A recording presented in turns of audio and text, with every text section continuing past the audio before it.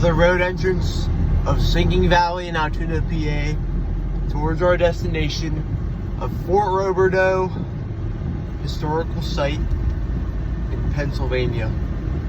An interesting building that has been built recently in the last decade at the year 2018 is the Mountain Line Observatory at Fort Roberdeau. This is a great site to go at night, especially when it's nice and clear out, unlike right now.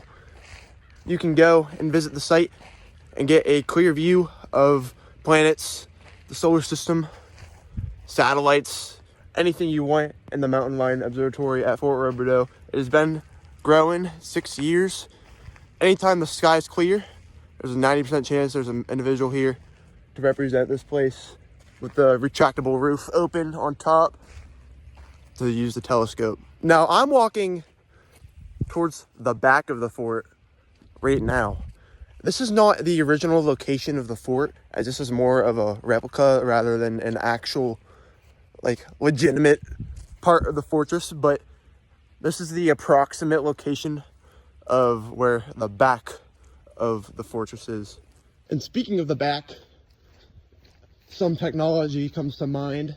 There's a building right there, and that building represents the medical space. Like if you were enter there and make a left, that's a medical space for, they would perform amputations here. And you gotta realize in the late 1700s, there were no anesthesias, there were no cutting your limbs off without actually using a knife. Some unsanitary mannerisms of cutting in order to get, amputations done if one were wounded. So there was no, like today you'd be under anesthesia, you would be put to sleep. It's very sanitary in today's world, but back then wouldn't happen. And another portion towards the back of the fort that comes to mind, if you can see that building right there, I believe, get a little deep 12 in here. Oh, right there. This building right here, to the right of that building, that is where the lead mines were. Lead mines were part of this fort. Lead mines were dug up right in that spot, and that's where they stored all of that. So if you were going to go on a tour of this place, if it was open during the summer, the smell would be, at the very least, unpleasant, especially back in the times, but even in the replica, it's quite a disgraceful smell. There's a lot of, malignant parts of that due to mining, but you go in there, I mean, if you're going to be attacked and you're going to try to hide, this is where they would pick, because there are certain, secret underground, bunker-like options if this fort were to be attacked.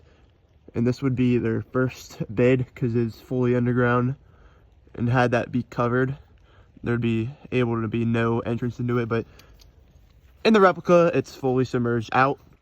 And if you can see here, this is where they would craft weapons or sell weapons. This is where the weapons would be for anyone in need to defend against all British.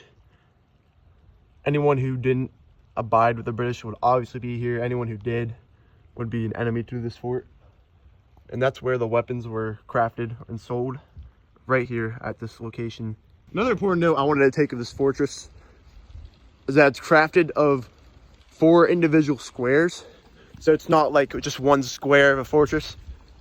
There's certain divisions of the fortress for certain sections in order to expand the fort. And every section has a different meaning. So this one over here, this is the one I showed you. This is that's like the lead mines, weapons cell. On the other side of that is the medical. And then through that, on that side, is more like supplies rather than anything else. At today's historical site, there's a gift shop over here to get gifts. When open, there's a replica and there's TVs everywhere explaining the process behind this place and all of the info about it into the specifics. Those 2 doors enter into there. There's even a replica room of the entire Blair County lines, including Bedford. It goes down to Bedford. It goes down to Hollidaysburg near Frankstown, because if you remember. through class. There is some historical background in Frankstown. Has info about that in that store. Now here is the entrance to the fort. There was initial construction in 1775. It fully opened in 1778. 1776, its functions did start to serve, so the fort was usable. It's closed to the public due to winter. If you see through the peephole, this back place would be a place of medical assistance. This would be like a rest stations. This would be a place of supplies. So this would be your like anvil place. It wouldn't be weapon crafting, but it would be any other supplies necessary in order to have this fortress carry on out and live, even up to food. This is where the sales would occur. One may also be able to conclude that through this was smelting plant, and when this place was, you know, completely run down, they had to build this replica of whatever wasn't remaining in 1939. This right here, the smelting plant of masonry, that's all that was left back in the early, many centuries ago, of the smelting plant. I don't know if you can see through the peephole, but there is, on the left side, this is where the ores would be found, as well as a water wheel. I don't know if it's there anymore through these peepholes, but that's in this left division. If you're looking at this through the front on a square, the bottom left would be the division of the water wheel, as well as the ores. And then I already mentioned, you can see that the supplies there. This is where all the weapons would be. Water well. There it is, right there. There was a wheel. I don't know if that's there anymore, but there's the wheel, the well. Wheel would, I don't know where that is. Well, right there for water. That's how they got their liquids. Then food was on that side, shelter. That's everything. This is part of history of what kept out everything. All the people who did not abide with the English settled in here. You know, you have Native Americans who abided with the English. They were not welcome here. French, not welcome. Anyone trying for the independence of the United States. This is a piece of history that contributed to this effort to create the United States today. And without this landmark, one may ask, what would have happened without it? Closed to tours until May 1st of 2025, until summer comes out. So until then, this site remains a big mystery in many's heads of its significant impacts and what would happen without it. In terms of enemy lines, you got a mountain over here. It goes from Singing Valley to Greenwood, one may say.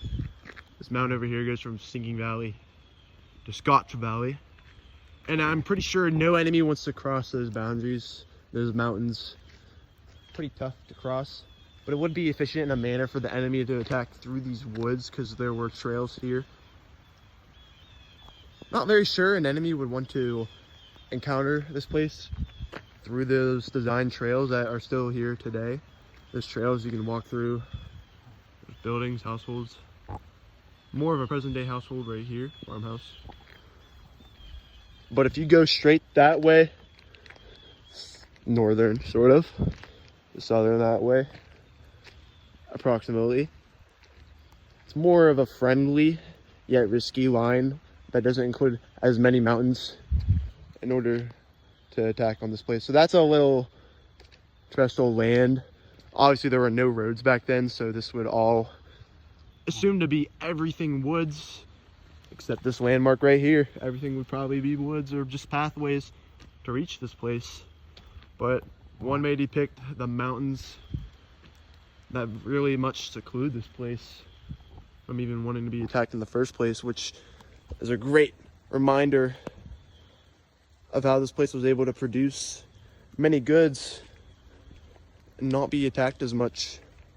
And the mountains are likely a big contributor. I want to thank you for viewing my tour just a little friendly reminder that it was 200 years exactly after this place was undergoing reconstruction. 1976 reconstruction. But you got to remember, in 1776, this is when this place was being built. Confirmed in 1778 to be fully operating.